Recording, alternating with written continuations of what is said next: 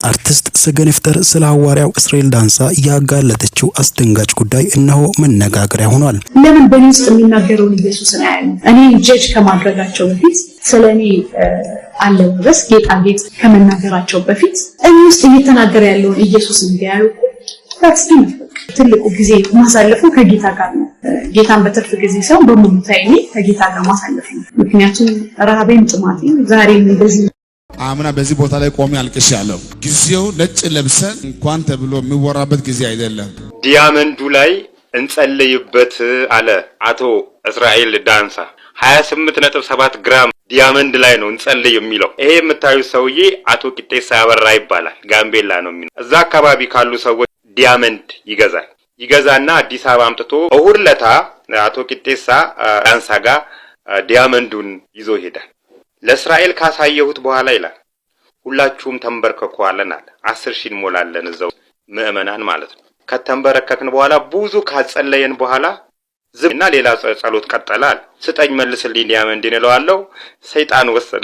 ሐሰተኛ ተአምራት ነው የምንለው ስለማይፈውሱ ምናምን ይፈውሳሉ። በደንብ ነው የሚፈወሱት። በደንብ ነው ተአምራቱ የሚሆነው። በደንብ ነው ሚራክሉ የሚሆነው። ሐሰተኛ የሚያደርገው ግን ያ ተአምራት የሚያደርገው ኃይል ምንጩ እግዚአብሔር አይደለም። ሐዋርያው እስራኤል ዳንሳ በኢትዮጵያ ውስጥ ሐሰተኛ ነቢያት ከሚባሉት የሚመደብ ሲሆን ባሳለፍናቸው ጊዜያት የነቢዩ ፈጽሟል የተባሉት ወንጀሎች ወደ ሕግ አካላት ደርሰው እንደነበርም አይዘነጋም። ነገር ግን የሐዋርያው እስራኤል ዳንሳ ያልተጠበቀው ጉድ እነሆ በአርቲስቷ ተጋልጧል። ከፍታን የምትዘራው ዘሪቱ አንዳንድ ሰው የነካውን ሁሉ ከፍ ማድረግ ይችልበታል። ምክንያቱም በህይወቱ ዝቅታ ስለሌለ አይደለም። በከፍታም በዝቅታም የምሰራውን ሁሉ በራሱ የሞራልና የጥንካሬ ከፍታ ስለምከውነው ነው። ዘሪቱ ከበደ እንደዚያ ናት። መጀመሪያ ዘሪቱ የሚለው ስም ከተሜው ሙድ የሚይዝበት የድሮ ስም ተብሎ የተፈረጀ ከመካከለኛው ምስራቅ በመጡ ስሞች የተገፋ አገረኛ ስም ነበር። ከፍ አደረገችውና ዘሪቱ እኔ ነኝ ያለ የከተማ ስልጡን ስም ሆነ። አሁን ቤቲ ቢባል ራሔል ከዘሪቱ አይስተካከሉም። ከፍ አደረገችዋ። ጸጉሯን የተቆረጠች ሴት ወንዳ ወንድ ዱርዬ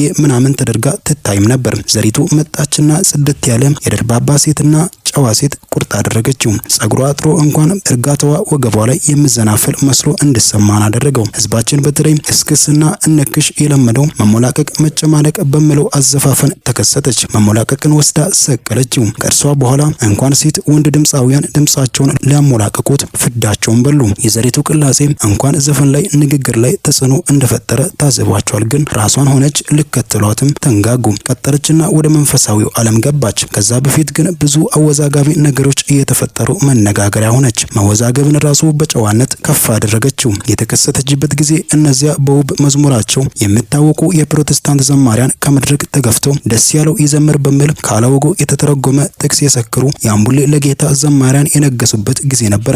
ዘሪቱ በሙዚቃ ቅንብር በመልእክት በድምጽና በመረጋጋት አዘማመርን ራስን ከማሳየነት ወደ ኢየሱስ መጠቆሚያነት ከፍ አደረገችው። የመዝሙር ዓላማው ይሄው ነውና ይህን ከፍታ ያሳየችን በብዙ ዝቅታና ወጣ ውረድ ጭምር ያለፈች ነበር። የስሜትም ይሁን የሁኔታዎች ዝቅታን እንድትሰብክ አላደረጋትም። ዘሪቱ ከፍታ የምትዘራ ሴት ናት ስል ነው አሌክስ አብርሃም የተባለው ግለሰብ ስለ ዘሪቱ ከበደ ይህን መልእክት ያስተላለፈው። ዲያመንዱ ላይ እንጸልይበት አለ አቶ እስራኤል ዳንሳ። አቶ ነምለው የሱን ማዕረግ ይዞ እንጦሮንጦስ ሲግባ 28.7 ግራም ዲያመንድ ላይ ነው እንጸልይ የሚለው። እቺ ቆየት ያለችና ምድንቀኝ ታሪክ ስለሆነች ልድገምላችሁ ለማታውቁ ሰዎች ትምህርት ሊሆን ስለሚችል ማለት ነው። ይሄ የምታዩት ሰውዬ አቶ ቂጤሳ አበራ ይባላል። ጋምቤላ ነው የሚኖረው። እዛ አካባቢ ካሉ ሰዎች ላይ ዲያመንድ ይገዛና አዲስ አበባ አምጥቶ ያስመረምረዋል። አስመርምሮ ለገዛቸው ሰዎች ብሩን የገዛበትን ዋጋ ይሰጥና አዲስ አበባ ላይ ደግሞ የሚገዙት ሰው ያፈላልጋል። ሲያፈላልግ የውጭ ሀገር ዜጎች መጠራላችሁን ቁጥር 10,045,000 ዶላር ደግመዋለሁ። 10,045,000 ዶላር የሚገዙ የውጭ ሀገር ዜጎች ይገኛሉ። በሁለት ደላሎች አማካኝነት ማለት ነው። አርብ ዕለት ነው። እንትኑን በዶላር እንስጥህ አሉት። የተገበያዩበትም በዶላር እንስጥህ ሲሉት በዶላር አልፈልግም ቀጥታ አካውንቴ ላይ አስገቡልኝ ይላቸዋል ቂጤሳ አበራ። ከዚህ ውስጥ 40% የመንግስት 4,018,000 ዶላር ለሁለቱ ደላሎች 10% 627,000 ዶላር እንዲገባ ተስማምተው ሰዎቹ ዶላር ብር ስለሌላቸው ለሰኞ እናዘጋጅልህ እስከዛው ድረስ ዲያመንዱ አንተ ጋር ይቆይሉና በዚህ ላይ ያያሉ ለሰኞ ቀጠሮ ይዞ ማለት ነው። እሁድ ለታ አቶ ቂጤሳ እስራኤል ዳንሳ ጋር ዲያመንዱን ይዞ ይሄዳል። ለእስራኤል ካሳየሁት በኋላ ይላል ሁላችሁም ተንበርከኩ አለናል። 10,000 እንሞላለን እዛ ውስጥ ያለነው ምእመናን ማለት ነው። ከተንበረከክን በኋላ ብዙ ካጸለየን በኋላ ዝም አለኝና ሌላ ጸሎት ቀጠላል። ስጠኝ መልስልኝ ዲያመንድን እለዋለሁ። ሰይጣን ወሰደ። እንደዚህ አይነት ሰይጣን ታይቶ አይታወቅምና ሰይጣን ወሰደው አለኝ አለ። እዛው ጋር ያስኩታል እስራኤል ዳንሳ አንገቱን ሲዘው ጋርዶቹ ይዘውኝ እኔ እንደ የሆነ ዛህር እንዳለብኝ አይነት ወደ ገስት ይዘውኝ ሄደው ገስት ውስጥ ለምናምን ጊዜ አሰሩኝ ይላል። እንግዲህ ሌላ ሰዎች ትምህርት እንዲሆናችሁ ነው ስፔሲፊክ ስም ጠርቼ እስራኤል ዳንሳ ብዬ የምጠለው። እስራኤል ዳንሳ ማለት ፕሮቴስታንት ማለት አይደለም። ይህ የፕሮቴስታንት እምነትን አይወክልም። እስራኤል ዳንሳና እሱን የመሳሰሉ ሰዎች በዚህ አይነት ሁኔታ ነው ይሄ ሰውዬ እንግዲህ 10,045,000 ዶላር የሚያወጣ ዲያመንድ የተበላው ማለት ነው። ትምህርት ይሆናችኋል ብዬ ተስፋ አደርጋለሁ። ኢየሱስ እኮ የእግዚአብሔር ልጅ ነው። እናንተ በማርያም ውስጥ አድሮ ስጋው ከስጋው አነስቶ ተወለደ እንጂ ወለደችልን እንጂ አልሰጠችንም። ኢየሱስ ክርስቶስን የሰጠን እግዚአብሔር አብ አባት ነው። አንድያ ልጁን እስከ መስጠት ድረስ ዓለምን ሁሉ እንዲወዷል ይላል። እናንተ አረ ነገር ያንገበግባል። እናንተ አረ ሕዝቤ ጠፍቷል። አረ ሕዝቤ ጠፍቷል። አረ ኦርቶዶክሳውያን ጠፍተዋል። ልንጸልይላቸው ይገባል። ወደ እግዚአብሔር ልናለቅስላቸው ይገባል። እና ምን አሉ? ማርያም ባትኖር ኢየሱስ አይኖርም። ስጋው የማርያም ነው።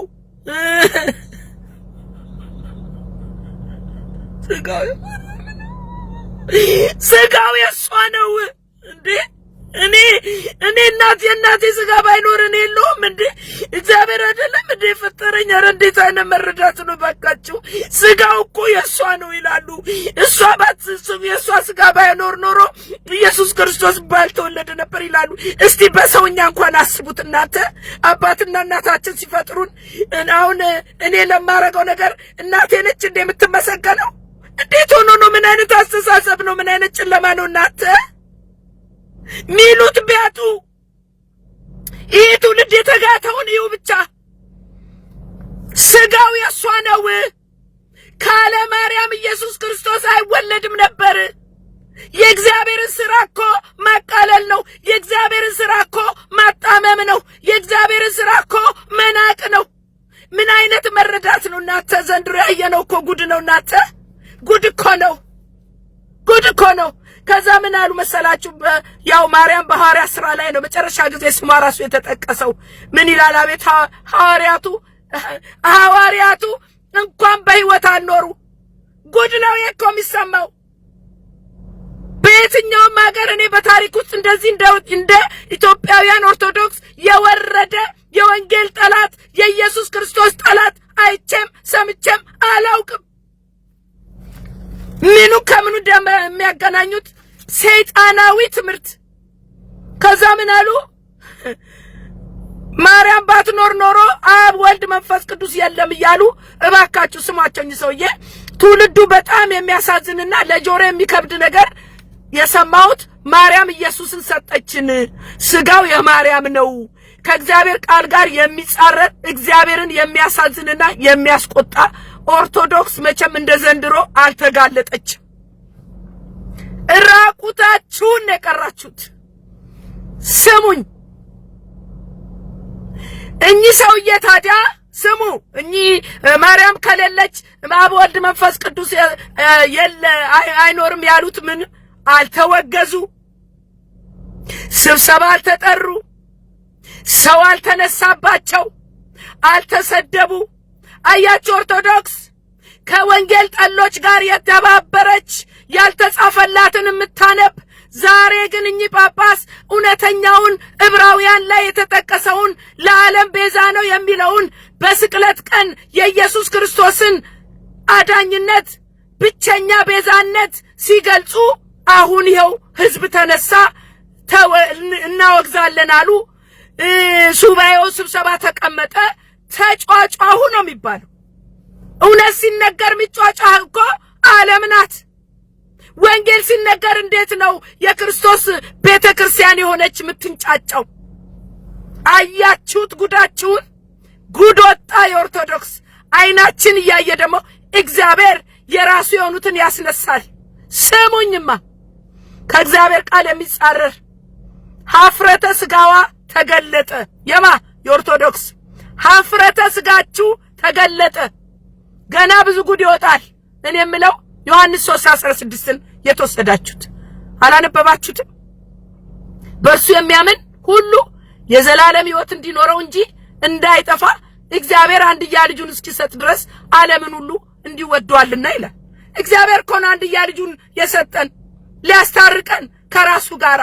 ይህ እኮ ቃሉን አለማንበባችሁ አለማወቃችሁ፣ ማርያም ነች ከሲኦል የምታወጣው እያላችሁ፣ ነፍስ ምታድን እሷ ነች እያላችሁ፣ ኧረ በኢየሱስ ስም በኢየሱስ ስም እኔ ተንገብግቤያለሁ። ኧረ ትውልዱ ጥላቻ በኢየሱስ ላይ ጨምሯል። ማርያምን እኮ ጣዖት አደረጓት። እንዴት ያለ ጉድ ነው እናንተ! አንድ ስሙን እኮ ሙስሊም ይሻላል እንዴ ነው አንድ ስሙን ሙስሊም ይሻላል እናንተ። ሙስሊም እኮ ኢየሱስ ክርስቶስን እናቀዋለን መሲህ ነው ይላሉ። በቃ አለቀ። ሌላ ነገር አይሉ። አምላክነቱን ይክዳሉ። የኛ ኦርቶዶክሶች እኮ ከሙስሊም የባሱ ናቸው። ኢየሱስ ክርስቶስን እኮ ሁለተኛ አረጉት። ማርያምን እኮ አንደኛ አረጓት። እኔ አንገብግቦኛል። የኢየሱስ ነገር አንገብግቦኛል። የሆነልኝ ስለማክ የዘላለም ሕይወት ስለሰጠኝ መዳኔ በሱ ስለሆነ የታረደልኝ በግሱ ስለሆነ የኢየሱስ ነገር ያንገበግበኛል። እናንተ ለማርያም ተንገበገባችሁ አይደለም? እኛ ደግሞ ለኢየሱስ እንንገበገባለን። ኢየሱስ ያድናል። ማርያማውያን ተባሉ። ከዚህ በኋላ ኦርቶዶክሳውያን ክርስቲያን አይደላችሁ። እናንተ ስማችሁን ቀይሩና ማርያማውያን ብያችኋለሁ። እኔ ማርያማውያን ስማችሁ ማርያማውያን ነው። የሴት አምላክ ነው ያላችሁ። ማርያምን ከኢየሱስ ክርስቶስ በላይ አድርጋችኋታል። ማርያምን ይዛችሁ ቁጭ በሉ። ኢየሱስን ለኛ ተውልን። ይሄ ነው የኔ መልእክት ዛሬ። እኛ ኢየሱስ ብቸኛ ዳኛችን ነው፣ ጌታችን ነው፣ ፈጣሪያችን ነው፣ እረኛችን ነው፣ አማላጃችን ነው፣ ጠባቂያችን ነው፣ ሁለመናችን ነው። ሁለመናዬ ነው ኢየሱስ። እናንተ ለማርያም ተንገበገባችሁ አይደለ? እንደዚህ ያንገበግበኛል። እኔ ለኢየሱስ ስለ ኢየሱስ ክፉ መስማት አልፈልግም። ኢየሱስ ሲናቅ ማየት አልፈልግም። ስሙ ሲዋረድ ማየት አልፈልግም። ስራው ሲቃለል ማየት አልፈልግም። ኢየሱስ ብቸኛ አዳኝ ነው፣ የዓለም ቤዛ ነው። ሃሌሉያ! ስሙኝ፣ ኢየሱስን ለኛ ተውልን። እናንተ ማርያምን ይዛችሁ ቀጥሉ። አንዱን ምረጡ። በሁለት ቢላዋ አትበሉም። ለሁለት ጌቶች መታዘዝ አይቻልም። ወይ ማርያምን ወይ ኢየሱስን። ኢየሱስ ያደረገው ማርያም ያላደረገችው ምን አለ? በጣም የሚገርም ነገር። ኪዳን ሰጥቷታል ትላላችሁ። ኪዳን ሰጥቷታል ይላሉ። የቱ ጋር ነው ኪዳን የሰጣት? አምጡ ሲባሉ የላቸውም። አሁን ቤዛ የሚባለው ሙሴ ቤዛ ተብሏል። ጫማ ቤዛ ተብሏል። ገንዘብ ቤዛ ተብሏል። ቤዛ ከዛስ ማርያም ቤዛ የተባለችው የት ጋር ነው? መልስ የለም።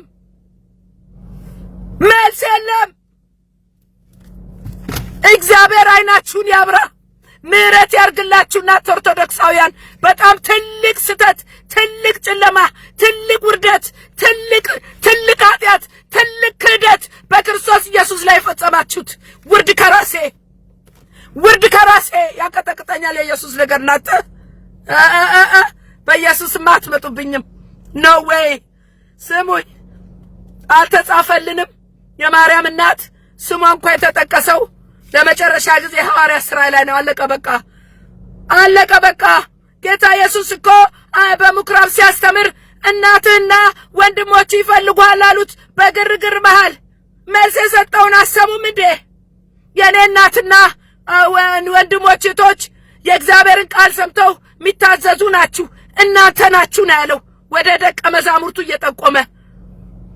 ጌታ ኢየሱስ ክርስቶስ ሁሉ እናቱ ነው፣ ሁሉ ወንድሙ ነው። ከእግዚአብሔር ሐሳብ ጋር ከእግዚአብሔር ፈቃድ ጋር የሚሄድ ሁሉ እኩል ነው ለሱ። የሁሉ ፈጣሪ ነው፣ ያለ የነበረ የሚኖር ከማርያም ጋር አይወዳደርም። እኔ ምን ገባኝ ብትሉኝ አሁን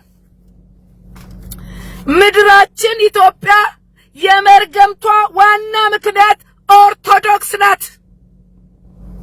ኦርቶዶክስ ለምድራችን መርገምት ኢየሱስ ክርስቶስን ሁለተኛ በማረጓ ይሄ ሁሉ የትውልድ እልቂት፣ ጦርነት፣ በሽታ፣ ችግር፣ ዘረኝነት፣ ክፋት የነገሰው ወንጌልን ስለማያነብ ትውልዱ በጨለማ ታስሮ በገድላ ገድል በታምራት በዚቅ በምናምን አባ ሰገጫ I don't care what it is አባ ሰገጫ ማይጠሩት የለም እኮ ኮተቱ ብዛቱ።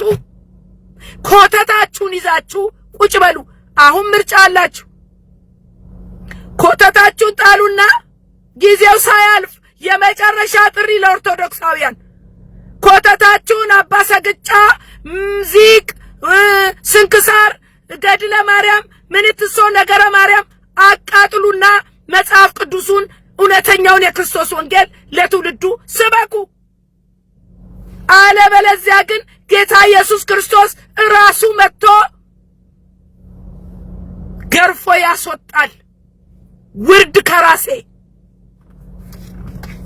ስሙኝ። አረ ኦርቶዶክሶች እናንተ የሚያምርባችሁ እውነተኛ የክርስቶስ ወንጌል ስትሰብኩ ነው። ሰው እንዴት የእግዚአብሔርን ቃል ጠቅሶ ላስተማረው የእግዚአብሔርን ቃል ጠቅሶ ላስተማረው ላነበበው ይቅርታ ጠይቅ ይባላል? መቼም አባቴ አባ ወልደ ገብርኤል በጣም ጥበበኛ ናቸውና የኢየሱስ ክርስቶስ የተናገሩበትን አውድ አልቀየሩም። ደግሞ ይቅርታ ጠይቋል እያላችሁ በጣም ብዙ ምታሽቃብጡ አላችሁ። አልጠየቁም፣ ይቅርታ አልጠየቁም። ይቅርታ የጠየቁት ለተናገሩት ቃል ስተት አይደለም። እግዚአብሔር ግን ትልቅ ዋጋ አላቸው እኚህ ሰውዬ። አሁንም የተነሳው እሳት አይበርድም። እዛ ቤት ውስጥ ከውስጥ ወደ ውጭ የሚወጣ የወንጌል እሳት ይነሳል። የወንጌል እሳት ይነሳል። እኛም ወንጌልን እናቀጣጥላለን። ወንጌል ያሸንፋል። በወንጌል አናፍርም።